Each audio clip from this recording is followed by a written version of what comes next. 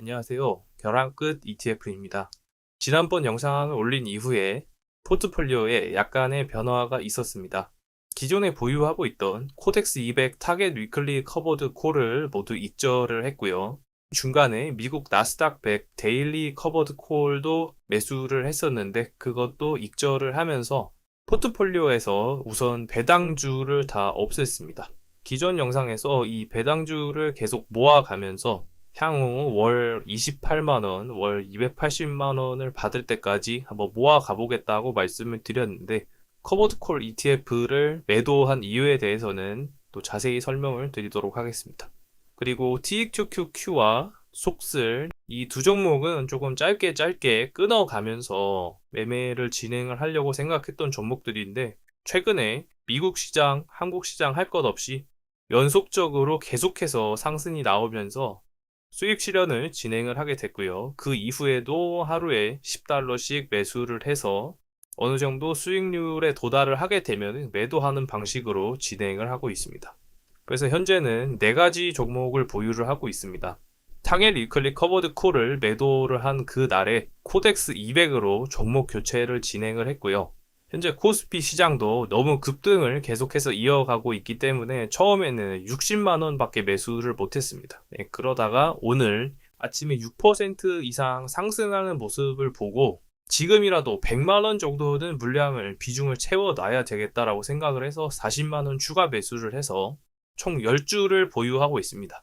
그리고 QAD는 제 포트폴리오의 주력 종목이라 이거는 단 한 주도 매도를 하지 않았고요. 앞으로도 계속 모아갈 예정입니다.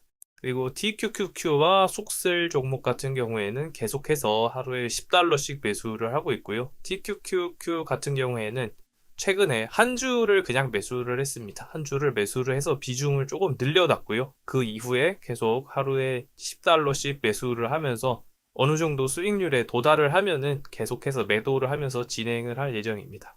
특히 이 속슬 같은 경우에는 중간중간 매수를 할 때마다 수익이 나서 한 10% 수익 구간에 진입을 하면은 매도를 하고 뭐 다시 사고 또 10% 15% 수익 구간에 들어가면은 매도를 하고 다시 사고 그렇게 반복을 했는데 지나고 나서 보니까 그냥 여기서 매수한 물량을 그대로 좀 보유를 했으면 훨씬 더 큰 수익을 낼 수 있었다라는 생각이 듭니다. 네, 하지만 어쨌든 처음에 이 세배 레버리지 종목 같은 경우에는 리스크가 상당히 크기 때문에 어느 정도 수익률에 도달을 하면 매도를 하면서 진행을 할 거라고 계획을 했기 때문에 계획대로 샀다 팔았다 샀다 팔았다를 진행을 했고요. TQQQ 같은 경우에도 마찬가지로 세배 레버리지 종목 변동성이 크기 때문에 분할 매수를 계속 10달러씩 진행을 하면서 수익권 도달할 때마다 매도를 하면서 진행을 했습니다.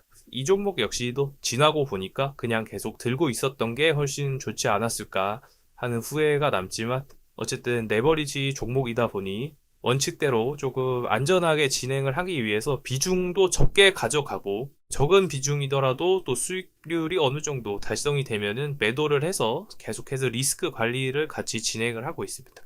네, 그래서 QAD는 계속해서 매수만 진행을 하고 있고요.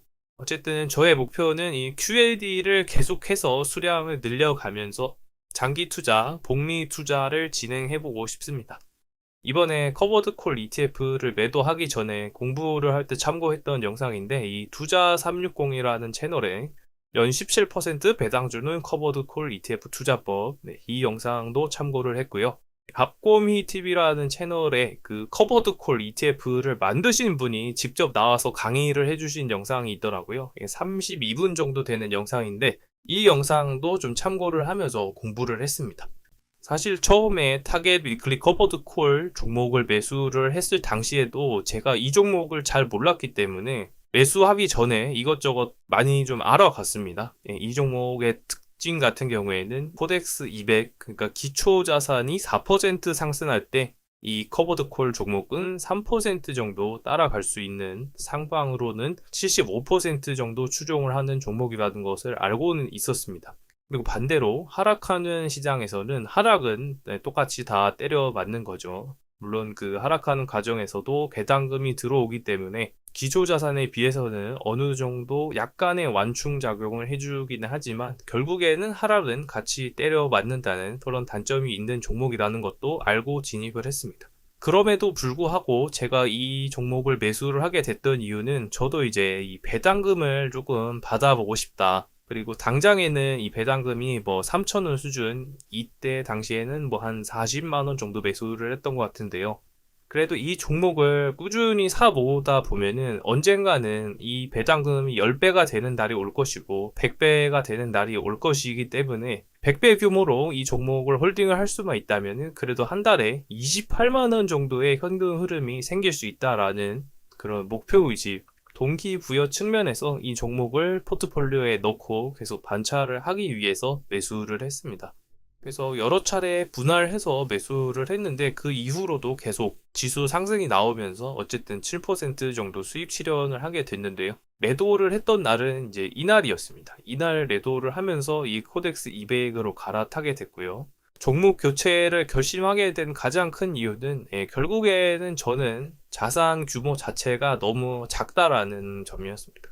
코덱스 200 타겟 위클리 커버드 콜을 뭐 2억, 3억 정도 매수하신 분들은 보면은 한 달에 배당을 240만원, 뭐 360만원 이 정도 규모로 받으시더라고요. 일반 회사원의 한 달 월급 정도를 거의 비과세로 세금 부담 없이 그 정도 되는 현금 흐름을 창출한다는 게 굉장히 매력적으로 보였고, 저도 향후에 어느 정도 자산 규모를 불리게 되면은 그 정도의 현금 흐름을 배당으로 만들어내고 싶다라는 생각이 있었습니다. 그런데 뭐 다시 한번 말씀드리지만 저는 지금 당장은 자산의 파이 자체를 키워 나가야 하는 그런 단계이기 때문에 성장이 우선이지 현금 흐름의 확보가 우선이 아니라고 판단을 했습니다. 특히나 이 작은 자산을 빠르게 불려 나가려면은 복리의 마법을 더 빨리 적용시킬 수 있도록 성장주에 더 많은 비중을 할애를 해야 된다고 생각을 했고요. 코덱스가 지금 상당히 많이 오른 시점이긴 하지만 어쨌든 현재 기준으로는 미국 시장하고 우리나라 시장이 굉장히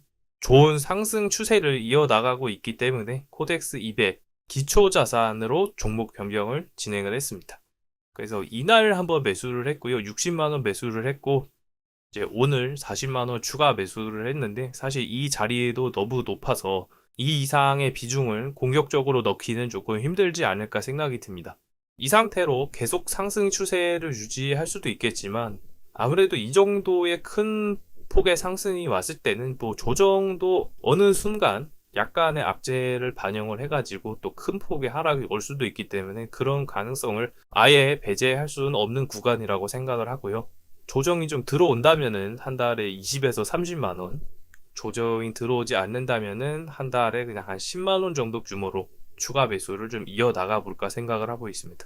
특히 이번에 커버드 콜 ETF에 대해서 공부했던 내용들을 조금 요약해서 정리를 해보자면, 일단 커버드 콜은 돈 복사를 하면서 고배당까지 주는 두 마리 토끼를 모두 다 잡는 전략이 아니라는 점입니다. 어쨌든 성장성 일부를 일정 정도 포기를 하고 현금 흐름을 앞당겨서 받는 전략이기 때문에 배당 수익률을 포함하더라도 기초 자산의 총 수익률을 앞지를 수는 없다라는 사실을 이제 확실하게 이해를 했고요.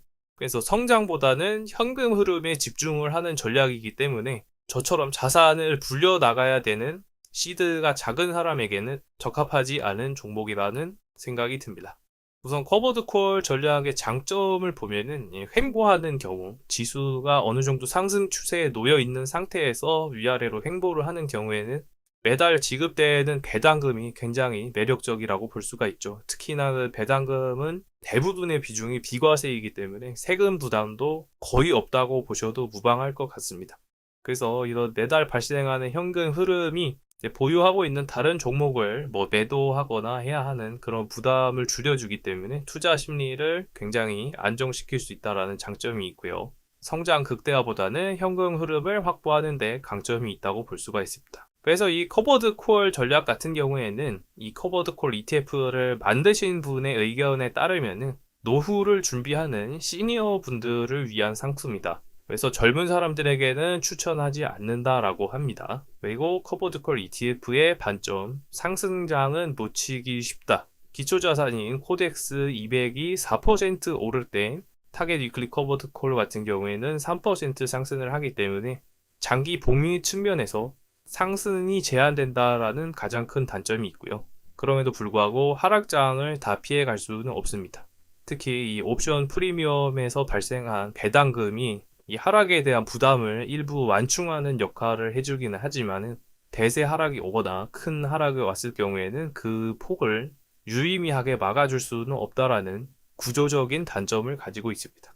그리고 이 커버드 콜 ETF 같은 경우에는 특히나 그 상승을 누리면서 발생하는 시세 차익의 배당금까지 고려를 해서 총 수익률을 봐야 되는데, 한번 언급해 드렸다시피 기초자산인 코덱스 200의 상승률을 배당 수익률을 포함하더라도 따라가지 못한다는 구조적인 단점이 있습니다. 그래서 이 커버드 콜 ETF는 장기적으로 총 수익률 측면에서는 기초자산을 홀딩했을 때 대비해서 성과가 낮을 수가 있기 때문에 그 점을 반드시 알고 가셔야 될 것 같고요. 한마디로 커버드 콜 ETF 같은 경우에는 성장성을 일부 포기하는 대신에 현금 흐름을 앞당겨 갖는 전략이고, 이러한 구조 때문에 젊은 사람들보다는 일정한 현금 흐름을 만들어낼 수 없는 분들, 근로소득이나 사업소득을 창출해내기 힘든 시니어 분들에게 은퇴자산 운용 측면에서 유리한 그런 상품이다라고 보시면 될 것 같습니다. 대부분의 비중은 일반 지수 ETF, 코덱스 200이나 나스닥 100, 장기 자산의 성장을 담당할 수 있는 일반 지수 ETF에 많은 비중을 할애를 하는 것이 좋다라고 생각을 하고요. 어느 정도 자산 규모가 커졌을 때 보조적으로 월 현금 흐름을 만들어낼 수 있는 커버드 콜 ETF에 적은 비중으로 투자를 하는 것이 옳다라는 생각을 하게 되었습니다. 그런 측면에서 코덱스 200을 앞으로 200만 원까지 비중을 좀 늘려볼 생각이고요. QLD 같은 경우에는 비중 제한 없이 계속해서 여력이 되는 대로 사모아볼 예정입니다. 그리고 TQQQ, 속슬 이 두 종목 같은 경우에는 단기 변동성을 이용을 해서 조금 더 수익률을 극대화시켜 보기 위해서 낮은 비중을 유지를 하면서 현행 전략을 그대로 한번 진행을 해보려고 합니다. 이 하락이 나왔을 때만 해도 앞으로 조금 더 조정폭이 깊어지겠구나라고 생각을 했는데 정말 택도 없는 예상이었고, 어쨌든 지금의 시장은 굉장히 강세장이고 추세의 상승을 이어가고 있기 때문에 따라가는 게 맞다라고 생각을 하고 있습니다. 그럼에도 불구하고 가슴 한켠에는 계속해서 언제 올지 모르는 하락 또는 조정에 대한 대비를 해야 되겠다라는 두려움도 갖고 있는 게 사실입니다. 그래서 상승과 하락을 예측해서 기술적으로 대응을 하기보다는 QLD나 코덱스를 그냥 적립식으로 꾸준히 계속해서 매수를 하면서 시장 상승 추세에 편승을 해보도록 하겠습니다. 오늘도 영상 끝까지 시청해 주셔서 대단히 감사드리고요. 항상 성투하시고 돈 많이 버시길 바랍니다. 감사합니다.